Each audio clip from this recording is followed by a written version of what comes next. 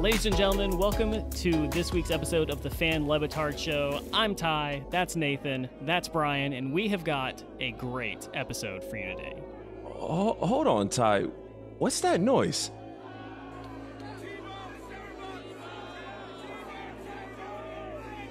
Oh, that's just the sports void. It happens every time this year. Don't worry about it. Okay, well, what's that? Well, that's just the few people that watch regular season baseball still. Don't worry about them. So guys, this is the darkest time of the sports calendar. As we've been discussing, July is generally a pretty bleak month for those of us who care anything about sports. I mean, you got baseball on, but, it's really, really not a whole lot else going on. So, what are you guys doing to fill these dog days of summer? Because, I'll be honest, I'm not tuning on regular season baseball. I don't care how bored I am. Even during the pandemic, you were not finding me watching Korean baseball. I'm sorry. If it's the only option on, I'm just not going to watch anything. I mean, I've been refining my watermelon chopping skills. Have you learned any new tactics? You just got to go at it and attack it. You can't let the watermelon own you and tell you I'm a big watermelon. You can't cut me. You got to be like, no, I know what I'm doing here. And honestly, I had this revelation last night as I ate a whole bowl of watermelon. It's really one of the most underappreciated fruits. I think only because we have it in the summertime, but I was this is so good, so refreshing right now. Hit the spot as I don't know what the weather's like with you guys over here. It's triple digits for me and super crazy hot, but watermelon, underappreciated fruit for sure. I have a watermelon logistics question. As someone who admittedly is not a huge watermelon guy, what do you do with the seeds? What's your strategy with the seeds? Do you try and go and get them out ahead of time, or do you just bite into it and swallow them, and then you've got the whole Rugrats thing going on where you've got a watermelon growing in your stomach, or do you just spit them out like sunflower seeds? How are you supposed to play that? Simple. If you're outside in an exterior place of property, a place that you don't mind spitting at, you would give it the same treatment you give sunflower seeds. Spit it out into the earth. Hopefully some watermelon grows. If you're inside, it depends where you're at. If you're in your home domicile, then you can do a lot of different things. You can swallow them. I'm not adverse to that. Do what you got to do. Or you can spit those into another receptacle of your choosing. If you're at someone else's house, you have to swallow them. Or just buy the watermelon without seeds. I mean, are we talking to a bunch of plebes here? I mean, I pay a little extra cashish to get that watermelon without the seeds, man. Not surprising. Coastal Elite Nathan over here splashing his privilege around with the seedless watermelon. Listen, some of us grew up on the mean streets of wherever they grew up on, and we couldn't afford the seedless watermelon, okay? So I'm asking a practical question for the working man. Nathan, you sit your ass down. Bryan and I will have this discussion because you are clearly not worthy. 2 Americas. 2 watermelons. If y'all want to answer the question though, Nathan, are you filling your July sports void with watermelon? Is that your answer? I don't know if you've ever chopped a watermelon, Ty, but it can take a long time. So it could definitely fill your schedule. And there's just a joy that comes from taking this beast of a fruit, cutting it in half and saying, not today, watermelon. You will not control me. I will enjoy the tastiness of your fruits. It will be pleasurable. It will be enjoyable. I get a satisfaction from it that, honestly, I didn't know I needed more in my life. And I wouldn't have realized that if we didn't have this current sports void. That's very serial killer-ish sounding of you. I'll be honest, yeah, it's a little sus. To get away from the mutilation of fruit, myself personally, I've been doing my due diligence of trying to get into other sports. I've watched cornhole tournaments. I've watched axe throwing tournaments. I advocate for those who enjoy basketball to watch the WNBA. I'll watch a WNBA game any day that I can. I try to. I watched one summer league game. I immediately and promptly turned it off. It was abysmal. It was terrible. It shouldn't be on TV. And I've been reading a little bit. Yeah, that's how bad Red it's. alert. Yeah, I'm sorry. It's a comic though. Does that count? No, that doesn't count. You're back. Yeah. I do have a thought on the WNBA though, Brian, since you brought it up. Because this is a topic for later on, but spoiler alert, I had a child. I now have a daughter. And one of the things that my wife and I are trying to do is we're trying to bring her up in a pro women's sports household. So we've been watching a lot of NWSL, we've been watching a lot of WNBA, and the WNBA schedule is a little weird. I don't know how much attention y'all have paid to this, but like they're playing games on Tuesday with like 11:30 a.m. tip-offs. Like I'm like today, for example, we're just flipping through the guide because we're both still on leave, and we see a WNBA game. We turn it on. It's in the second quarter. Look at the clock. It's like 12:04. Did that really mess with your kid? No, Nathan, it inspired her. It inspired her to know that one day, if she plays her cards right, she could play in front of at least 1,000 people at Madison Square Garden at lunchtime. I just know babies are sensitive creatures. So if you turn something on and they're expecting to watch the first quarter and it's already the second quarter, like they might pitch a fit. I am just marveling that we have a growing, entertaining professional sports league. I'm going to put that out there. I have not really entertained the WNBA as seriously as I probably should have, but I've been watching for like the past year and a half, and it is a genuinely entertaining product. So I am genuinely surprised with a product that I'm watching that I'm just not expecting Tuesday at noon to already be well underway my time zone. It caught me off guard. So a couple things. The next 4 games, as in Thursday and tomorrow. What's tomorrow? Wednesday? I don't know when. I don't know any days anymore. It's a 12 p.m. game, an 11:30 a.m. game, a 3:30 p.m. game, and a 10 o'clock p.m. game. That is insane. That is ridiculous. And I don't know why they're doing that to those ladies. Secondly, who's your team? Okay, see, that's a good question. Don't really have one yet.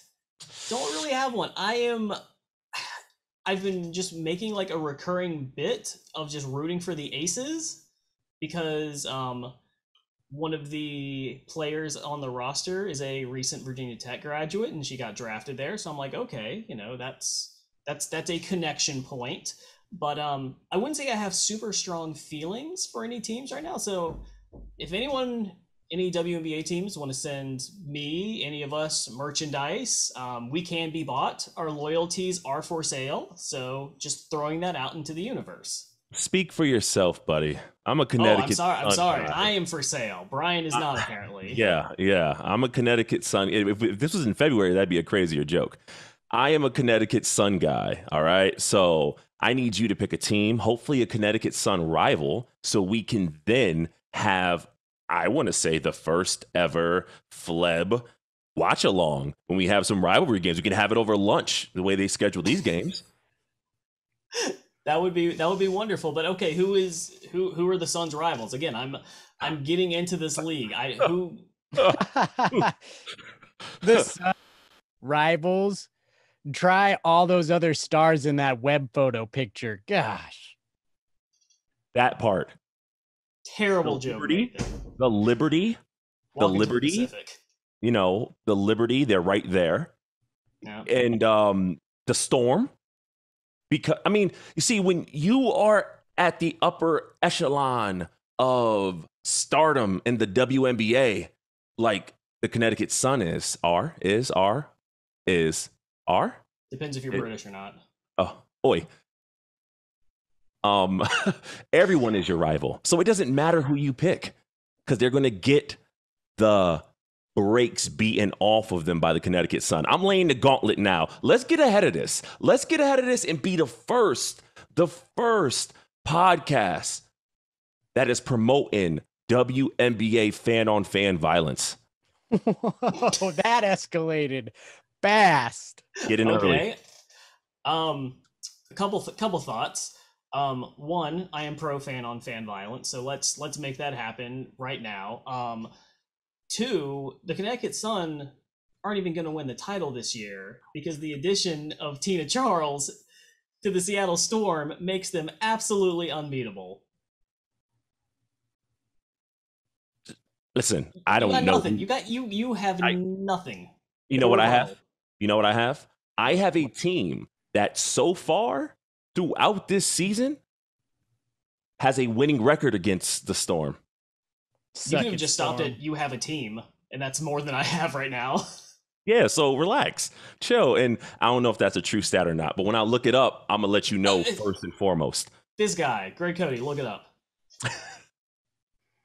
I mean, the Sun, we're talking Sun Storm here. So, of course, the Sun's going to beat the Storm. Come on. Big brain. Yeah. Nathan, I thought we sent you to the ocean. Ooh, Sun versus the Storm, June 5th, 93-86, Sun. June 17th, 82-71, Sun. What? Let's go, Sun. Yeah. That was before Tina Charles was acquired. It doesn't matter. July 28th, we see each other. Make your team. That's your team right there, player. No. I'm not front running. I'm not a trophy chaser. Okay. In fact, famously, all the teams that I tend to pick, dog shit. Very few wins in trophies in my sports record book. So, yeah, maybe I'm better off being an Indiana Fever fan. They got the sweet Stranger Things jerseys. Those are cool. If you haven't seen those, Google that. It's pretty sick. And the Aces beat the Sun the last time they played. Boom. Rivalry. Nothing up their sleeves. Suck it, Aces. Nathan, how about you, Ty? Are you still here? How about you, Ty? What have you been doing to help fill the void of sports? I've been child rearing. That's all I've been doing. It's been my entire month. Where's the rearing come from? On it. I'm going to assume because you're wiping a lot in these formative months. So there's a lot of rear in your life. Still getting the dark, coal, black matter poop? No. We were off that like 3 days in. Nice. Once that colostrum went out, the milk came in, and now we're in Dijon land. Is it rude to ask if you're breastfeeding? It is rude. It's insensitive, and I will not answer it except to say yes. Wow. So is the baby taking to you, Ty, then? No, because as you can see, we have had a number of mix-ups when I am trying to engage in tummy time, and then all of a sudden I am having to rescue my choking child because she's getting a mouthful of this, which is not what she's going for at all. Shout out to the YouTube audience. You get to see my nice natural sweater in action. So that's no good for anybody. Ty will figure that shit out. Or I could shave, but that's off the table, so. Can't shave that 40-year-old virgin chest. No. The first records of the word child rearing come from the 1840s. The first records of the word rear as a verb, meaning to take care of, come from before 1900. It comes from the Old English raran, meaning to raise. I think I nailed the pronunciation there. Can we hear that one more time? Raran. Can you use that in a sentence, please? It's like, look out, there's a mountain lion. You gotta rear in my kids before they get reared. A mountain lion or a Honda Civic. Quarter mile at a time, baby. Quarter mile at a time. Did we answer the question? Have we filled any voids? He fills it with watermelon. I fill it with WNBA and comic book reading, and you fill it by choking your child with hair. No. I don't like that phrasing. Don't you put that on me. She is choking herself because she's not yet smart enough to distinguish me from her lovely mother. And that's a her problem. That's not me. If she grew out some chest hair, then you see where I'm going with this? Not at all. Please continue. No. Well, to confuse the baby less, if both bosoms were of the fur type, then there would be no transitional issues when tummy time takes transference. So are you suggesting that I, kind of like a Bosley ad, I shave the hair off of part of my body and transplant it onto my wife's chest? Is that what you're suggesting? Or do I need to go smooth like a naked mole rat? Which is what I have looked like, by the way. The few times that I have shaved my chest, I do not have the physique to pull off bare chest. Way too much flap going under there. Pepperoni nipples? Le Batard show. Pepperoni nipples? No, I think I got fine nipples. Why? You see, that's the problem. We don't talk enough about body positiveness with men, right? We always speak about how much the media is just sickening with how they try to condition women to having this perfect body that you really can't have without surgery. But what about the men with nipples that some people might not consider normal? You considered normal the antonym to pepperoni nipples, implying pepperoni nipples are in fact not normal. Why? Wow. Take that, question. Ty. That was very ableist of me, Brian. And I would like to take this moment to own up to that and apologize to all my otherly nippled listeners and friends out there. I stand with you, and in solidarity, I will blast a bare chest, and you can see my nips on our YouTube page, Fan Le Batard Show. Look, they're somewhere under there. Wow. Get in there. Everyone blast your nips right now. I'm not going to do this alone. I'm good. Oh, I am doing this alone. I'm too close to a school. I'm a teacher too. Did I need to rub my nipples during that? No, but I did it anyway, and now I'm feeling a certain way. Is it safe to say that aroused? I don't. Maybe you guys did it, but are we gonna have our own grid of death? Maybe. This is a dead fish that you dropped on us, Brian. This was not on the show sheet, but sure, we can have this discussion now. I vote yes, actually. I vote yes, because I come from a radio background, and I have no problem genuinely making an ass of myself. So I'm all about the grid of death. I don't think there's many things that y'all could come up with that would really get me pause to be like, I don't know if I want to do this. So I'm game. And what? Nathan? Yeah, I mean, maybe people could submit possible deaths to us that we could select from. You could tweet at us your different options. Or they can go to our website, fanlebatard.com, and submit them there. How about that for a plug, Ski? We have a website? We do have a website. It's been a busy couple months for your boys over here at the Fleb. Super busy. Tell us more about this website, Nathan.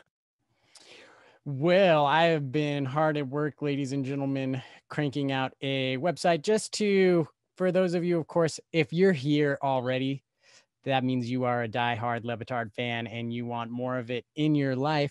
So the website is just an extension of what we do. It's an opportunity to find previous episodes. We have cataloged all of our episodes with show members that are there for your perusal. We even have a grab bag page that is just a random selection. We're still building things, but unlike the grab bag, I have an initial blog post that I created off of Greg Cody calling Stu Gotts a bard. So I turned him into the Bard of Le Batard, spoofing Shakespeare, the Bard of Avalon, and rewrote Hamlet's monologue, except what would Stu Gotts do, to take or not to take. So you can check that out at thefanlebatard.com. And we're excited about it. We're going to keep adding to it, building to it. Fanlebatard.com. Not the fanlebatard.com. Yes. Fanlebatard.com. Fanlebatard.com. So for all of our fans out there, fans of the Fan Le Batard, we have a growing. Yeah, I like fans of the Fan Le Batard. Yeah, I like Fan Le Batardians, Flebites. Ooh, yeah. See, tweet at us here. Maybe we'll do a poll. Put it on the poll. What is your favorite? don't do that tongue thing, Nathan. Come on now. That's people don't enjoy that. But website, Wait, huh? Hold Yeah. on. Wild pause. So, all right, hold on. We've had my nips, your tongue thing. Bryan, what are you bringing to the table? Because I feel like we're super close to starting an OnlyFans. I don't mind bringing it down here Oh. and just, you know. Oh yeah. Just a little bit of that, a little bit of I'll do the audio description. I'll do the as Ty aggressively rubs and strokes his nippleus giganticus, and Nathan flicks oh so sensually his tungulus dorsi. I waver. Yeah. That was good. Is it hot in here? Is this just me? I'm just, whew, God damn. whew. You should do like Ruffles Ridges commercials or something. I could go for some ridges right now. You know what I could go for? I could go for us as Americans doing something to better expedite. Is that a word? Expedite. Yep. It's a word today. Expedite is expedite and expedite. Did I take the website Expedia and combine it with? I still think I think they're both a word. Okay, cool. Expedite and expedite. I think we need. Listen, I'm a witty. Look at us. I don't even know it. I think we need to find a way to expedite and expedite. Sorry, the process of home buying. As Ty mentioned, I'm currently in the process of procuring and purchasing my first house. Excuse me. And it's something that for the past month has been nagging in the back of my head. And it's just been so stressful. And so many things are held up. I can't learn golf because I got to get this house done first.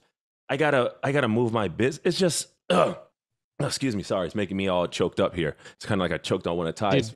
Did you get the wrong toothpaste this morning? When you guys brush your teeth, do you guys spit and then rinse, or do you spit and then go? Rinse. I throw in a rinse. And I've got no cavities here, people. My teeth are fantastic. 0 cavities, none. How about you, Ty?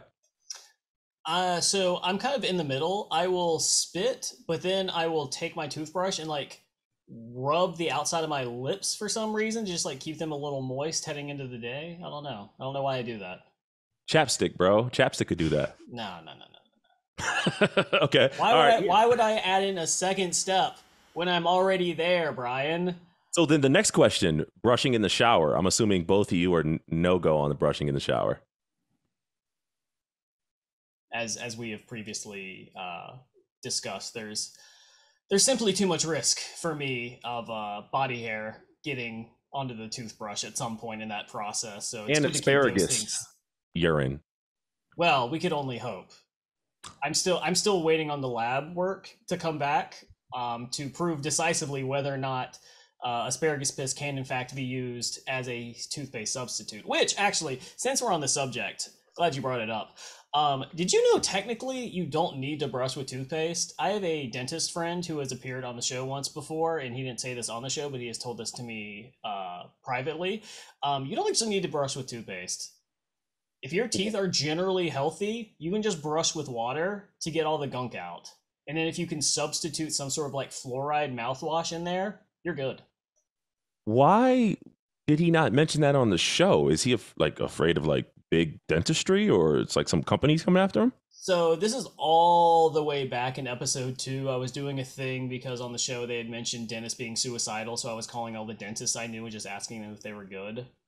And it just never came up in the moment. Was he good? He was good. He's still with us, thankfully. Nice. Yeah. Nice. Nathan, I got a question for you. Yeah. Dentist or doctor? Ooh, that implies dentists aren't doctors. Dentists or physicians? Dentists or physicians? What am I? Answer it. Physicians. Okay. Yeah. Okay. Although, no, actually, wrong. Dentists, because I love a good trip to the dentist. Because, like I said, 0 cavities. When I go to a dentist, you guys, it is a huge uplift for me. I go, they do the x-ray, and they're like, have you never had cavities? And I go, yeah, I never had. They're like, your mouth is immaculate. And I go, thank you.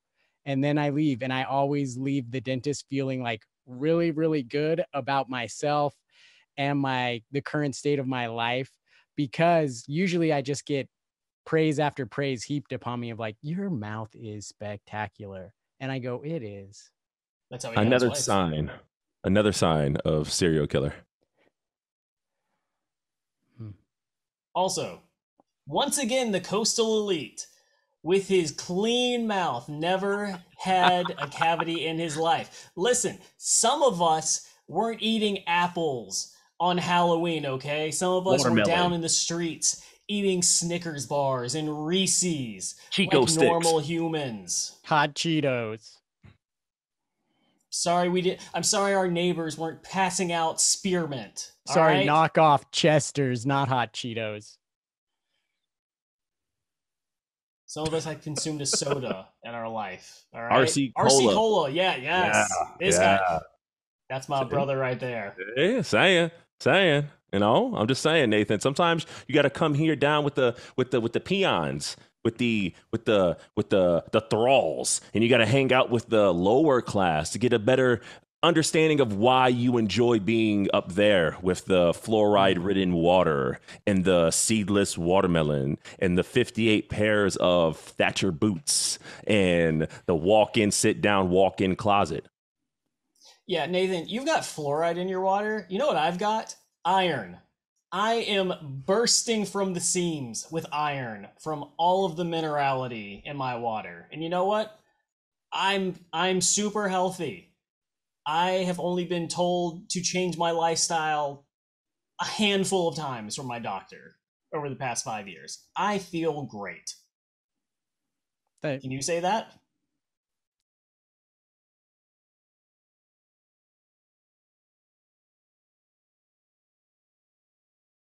Yeah, I think I can say that I feel great. And you know why, Nathan? You know why you can feel great? Because like me, you're sleeping on Sheets and Giggles eucalyptus lyocell sheets, which, whether you're a plebeian or part of the upper class, the Nathan class, this is a company that can make you feel like you are living a lavish lifestyle. Sheetsgiggles.com. Promo code FLEB for $69 off your order of 2 or more items.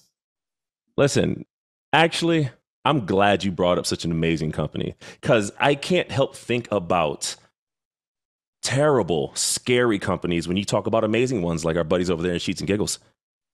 And I have a top 5 list for us, guys. Ooh. Top 5 list. Ready? Top 5 companies that when I hear they're involved, I get worried. All right. Number 5, Electronic Arts. Now, I'm a gamer, so yep. it's yeah. Number 4, not a company, but they act like one. The government. Number 3, Monsanto. I don't know which one it is, but every time I see... Mansplain that to me, Mon. Because I don't know what it is. Just don't Google them, because you'll find out that they be doing things crazy. Number 2, of course, is Christmas. And number 1 is BlackRock. Listen, all I know is my job of buying a house for my family was made extremely harder because everyone's buying all the damn single family homes. And I read an article that made me say that BlackRock was the one buying all the single family homes. So unless BlackRock want to come on here and sponsor us and change our opinions on that and show us the books on what's really going down, that's my list of top 5 companies that when I hear they're involved, I get worried. I also used to work for Electronic Arts. Moving on. It's in the game.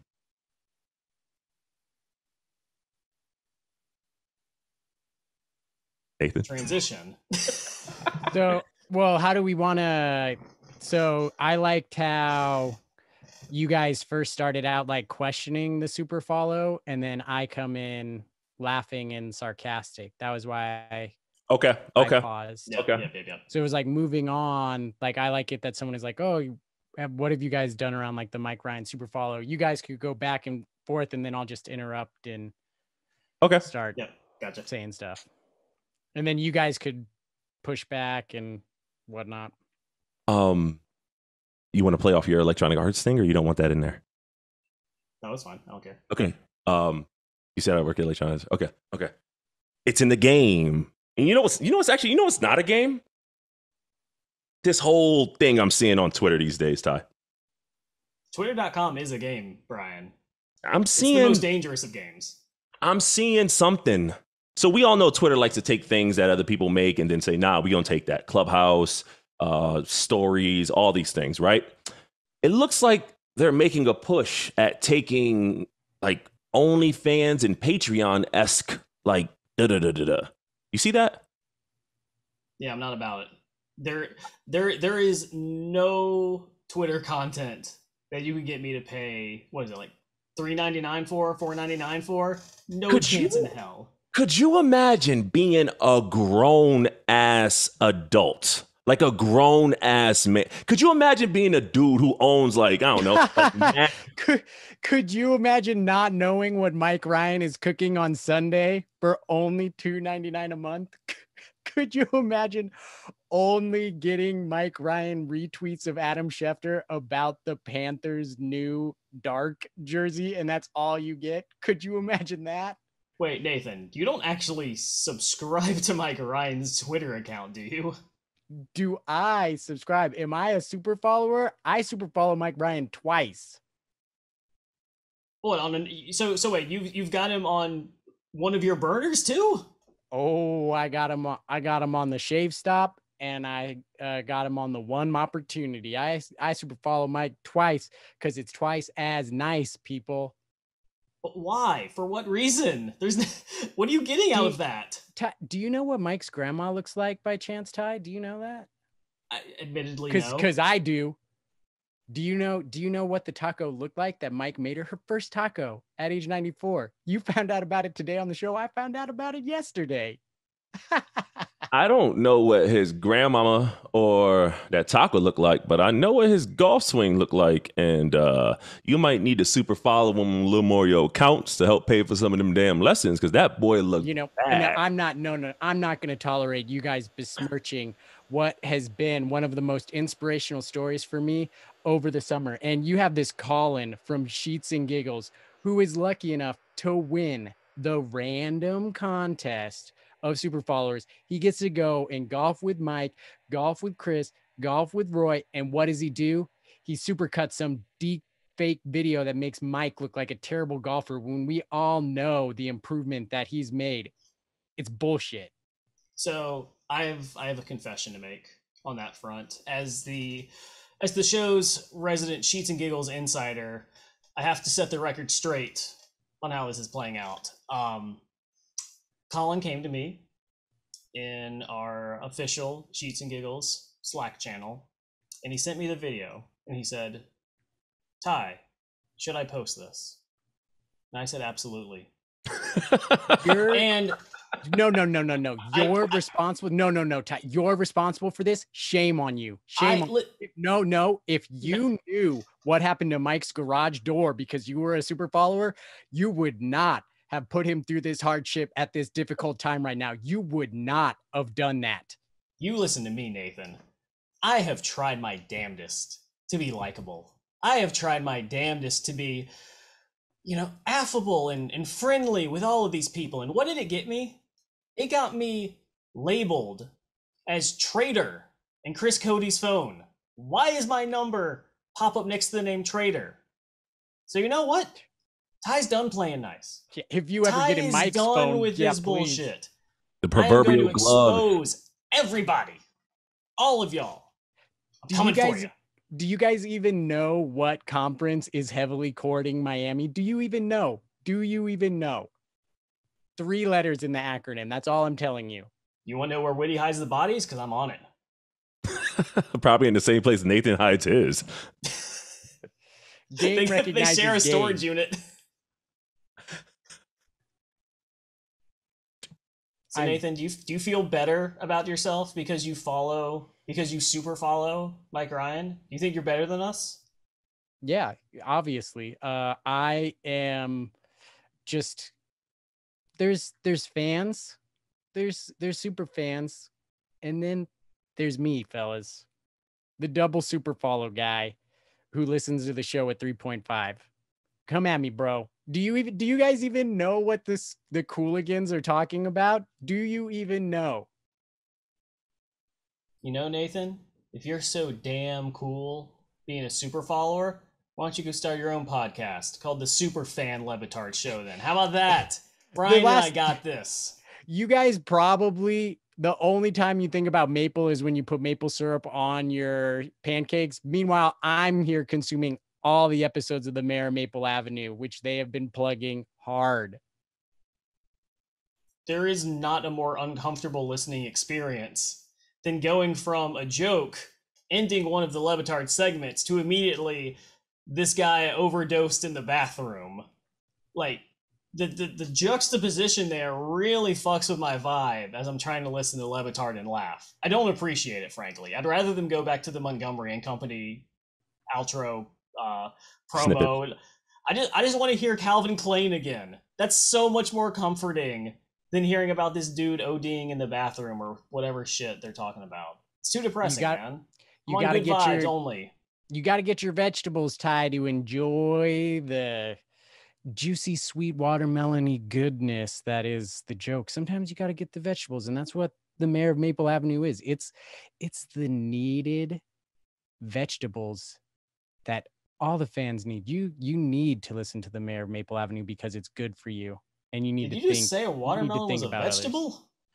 No, see, there's the watermelon-y juicy goodness that is like Chris Cody bagging on his dad today, and then there's the vegetable healthy goodness that, you know, it's not as entertaining, but still a worthy listen and worthy of your time.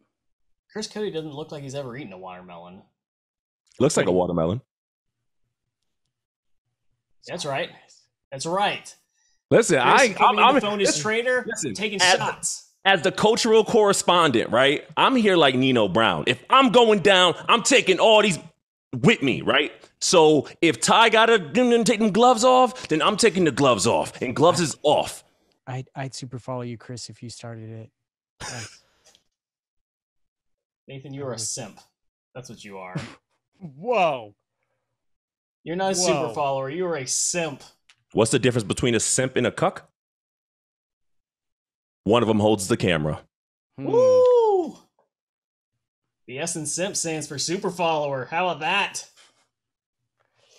You know, I don't appreciate where this is going. You know, you guys enjoy your retweets of Arnold Schwarzenegger farting in bases. Meanwhile, I know who Mike is betting on.